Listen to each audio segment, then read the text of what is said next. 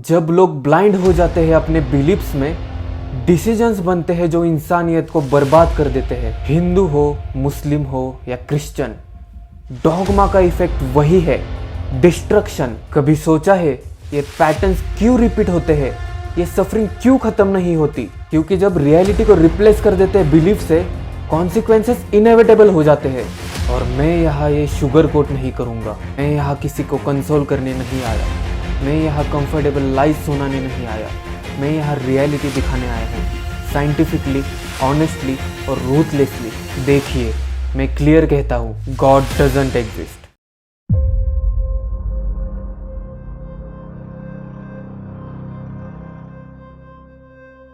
Shot up close at least 9 times with an assault rifle, as more than 100 men cheer on the executioners. In the Godhra Panchmahal district, only 88 people have been certified as dead. ये है reality, faith का dark side. जब लोग blind हो जाते हैं अपने beliefs में, डिसीजंस बनते हैं जो इंसानियत को बर्बाद कर देते हैं। हिंदू हो, मुस्लिम हो या क्रिश्चियन, डॉगमा का इफेक्ट वही है, डिस्ट्रक्शन। कभी सोचा है ये पैटर्न्स क्यों रिपीट होते हैं, ये सफरिंग क्यों खत्म नहीं होती? क्योंकि जब रियलिटी को रिप्लेस कर देते हैं बिलीफ से, कॉन्सिक्वेंसेस इनएविटेबल हो जाते हैं। और मैं यहाँ ये शुगर कोट नहीं करूँगा, मैं यहाँ किसी को कंसोल करने नहीं आया, मैं यहाँ कंफर्टेबल लाइफ सुनाने नहीं आया, मैं यहाँ रियलिटी दिखाने आया हूँ, साइंटिफिकली, ऑनेस्टली और रूथलेसली। देखिए, मैं क्लियर कहता हूँ, गॉड डजंट एग्जिस्ट। वो ह्यूमन इन्वेंशन है। हर कल्चर ने अपने गॉड्स बनाए, अपनी कन्वीनियंस के लिए, अपने फियर्स के लिए। ये ऑफेंसिव लग सकता है, लेकिन ये फैक्ट है, और facts don't care about feelings. अगर तुम इंडिया में पैदा हुए, चांसेस है तुम हिंदू हो। सऊदी अरेबिया में पैदा हुए तो मुस्लिम, अमेरिका के बाइबल बेल्ट में पैदा हुए तो क्रिश्चियन। ये डिवाइन ट्रूथ नहीं है, ये जियोग्राफिकल एक्सीडेंट है। मैं यहाँ किसी के इमोशंस को हर्ट करने नहीं आया, मैं यहाँ आइडियाज़ को चैलेंज करने आया हूँ। क्योंकि आइडियाज़ के कॉन्सिक्वेंसेस होते हैं, रियल कॉन्सिक्वेंसेस, मेजरेबल कॉन्सिक्वेंसेस। और जब आइडियाज़ रियलिटी के अगेंस्ट जाती है, सफरिंग होती है। मेरा पर्पज सिंपल है, रियलिटी चेज करना, ट्रूथ चेज करना, एविडेंस फॉलो करना, चाहे वो कंफर्टेबल ना हो।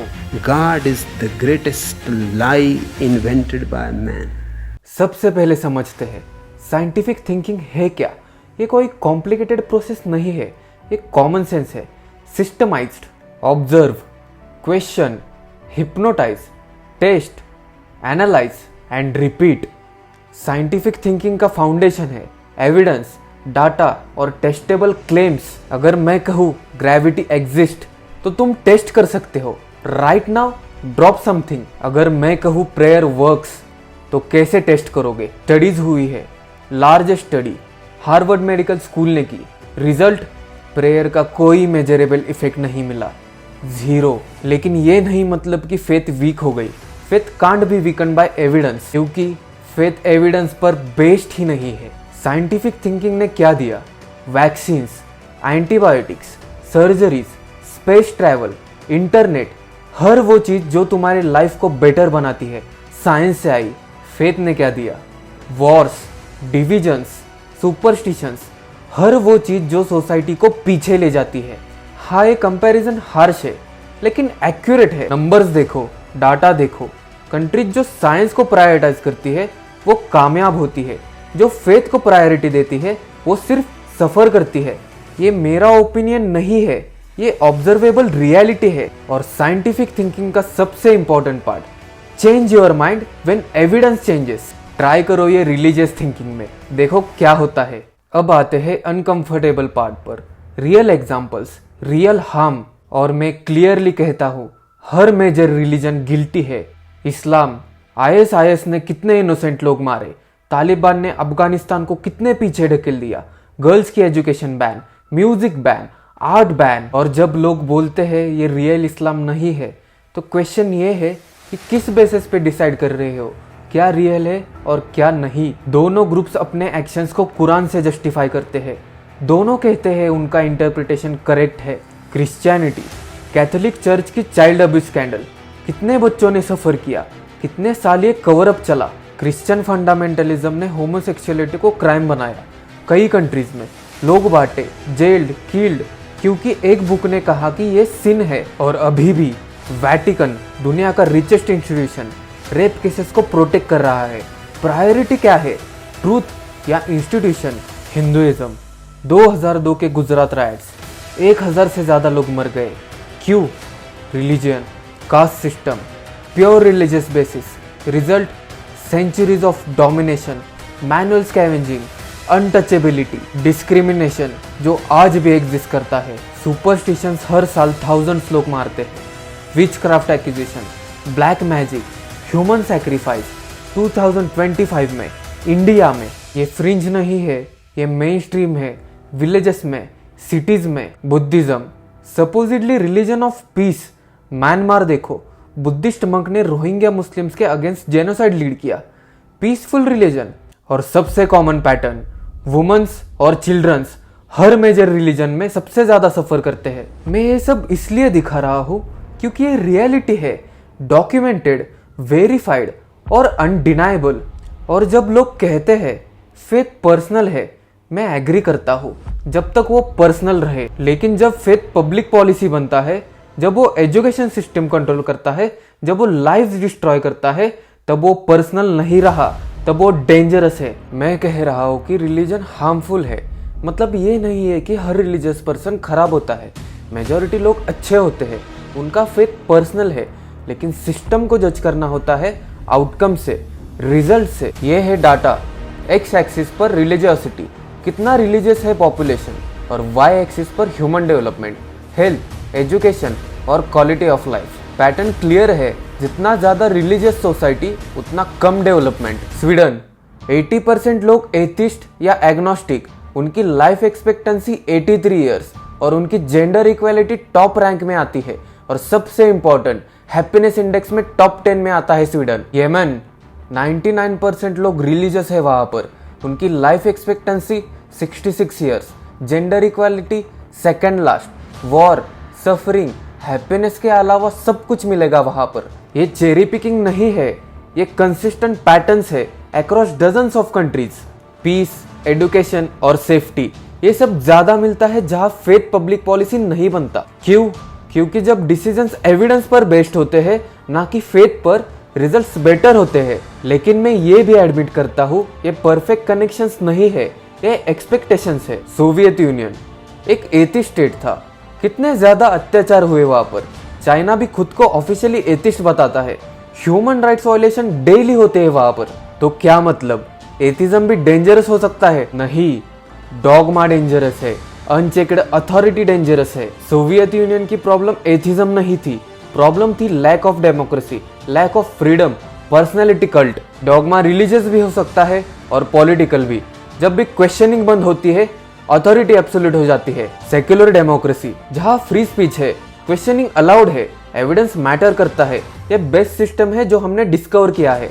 परफेक्ट नहीं है लेकिन बेस्ट है और डाटा ये सपोर्ट करता है। अब देखते हैं कॉन्क्रीट एग्जांपल्स, रियल डिजास्टर्स और प्रिवेंटेबल ट्रेजेडीज जो हुई सिर्फ इसलिए क्योंकि फेथ ने एविडेंस को ओवरराइड कर दिया।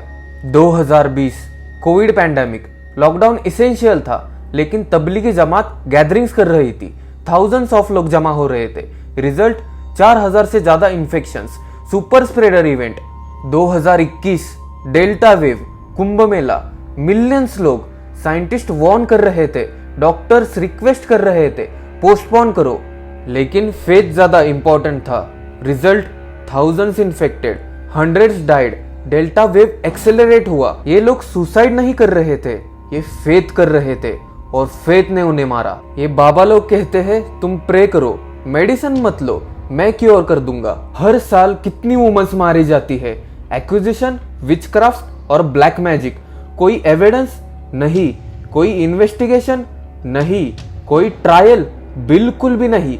बस बिलीफ और बिलीफ के नाम पर लोग इंसान को जिंदा जला देते हैं, और वो भी 2025 में, ये टेक्नोलॉजी के युग में, साइंस के युग में। ऑनर किलिंग्स, लड़की ने गलत कास्ट चूज कर लिया या फिर गलत रिलीजन का लड़का चूज कर लिया, रिजल्ट फैमिली उसे मार देती है, अपनी बेटी को, अपनी बहन को। ये फेथ ड्रिवन मर्डर है, और ये जस्टिफाइड होता है ट्रेडिशन से, कल्चर से और रिलीजन से। 13 करोड़ लड़कियां स्कूल नहीं जा सकती, क्यों?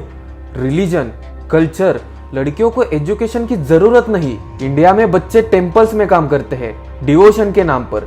उनका एजुकेशन, उनका चाइल्डहुड सैक्रिफाइस कर दिया फेथ ने। ये सब एग्जाम्पल्स है, डॉक्यूमेंटेड, वेरीफाइड और रियल। और कॉमन थ्रेड क्या है?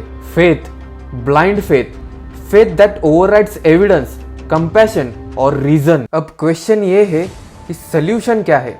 सॉल्यूशन सिंपल है, डिफिकल्ट है लेकिन सिंपल है। Secularism, science, evidence based thinking. देखो, कंट्रीज जो ये इंप्लीमेंट कर चुके हैं, फिनलैंड, डेनमार्क, नॉर्वे, जापान जैसी कंट्रीज, वो एजुकेशन में नंबर 1 है, हैप्पीनेस में भी नंबर 1 है और क्राइम्स में, करप्शन में सबसे लोएस्ट। ये सब कोइंसिडेंस नहीं है, सिस्टम है। सेक्युलर सिस्टम का मतलब ये नहीं है कि रिलीजन बैन है, मतलब ये है कि गवर्नमेंट न्यूट्रल है, लॉज एविडेंस पर बेस्ड है, ना कि रिलीजियस टेक्स्ट पर। जब लॉ बनाते हो बेस्ड ऑन डाटा, ना कि डोगमा, जब एजुकेशन सिस्टम फैक्ट बेस्ड है, ना कि फेथ बेस्ड, जब हेल्थ केयर प्रायोरिटी है, नॉट प्रेयर, रिजल्ट्स इंप्रूव होते हैं मेजरेबली। इंडिया देखो, सेक्युलर कॉन्स्टिट्यूशन है पर पेपर पर, लेकिन इम्प्लीमेंटेशन पॉलिटिक्स में रिलीजन, एजुकेशन में रिलीजन, लॉज में religion. Billion spends on temples, Musk, church. Meanwhile hospitals में बेड्स नहीं है, स्कूल्स में टीचर्स नहीं है। प्रायोरिटीज ही गलत है हमारी, लेकिन उम्मीद है क्योंकि यंग जनरेशन, हमारी जनरेशन क्वेश्चन पूछ रही है, साइंस लिटरेसी बढ़ रही है, क्रिटिकल थिंकिंग बढ़ रही है, लोग डोगमा को चैलेंज कर रहे हैं। ISRO world class, Indian scientist brilliant है, टेक एंटरप्रेन्योर्स इनोवेटिव है। ये सब पॉसिबल है क्योंकि लोग एविडेंस फॉलो करते हैं,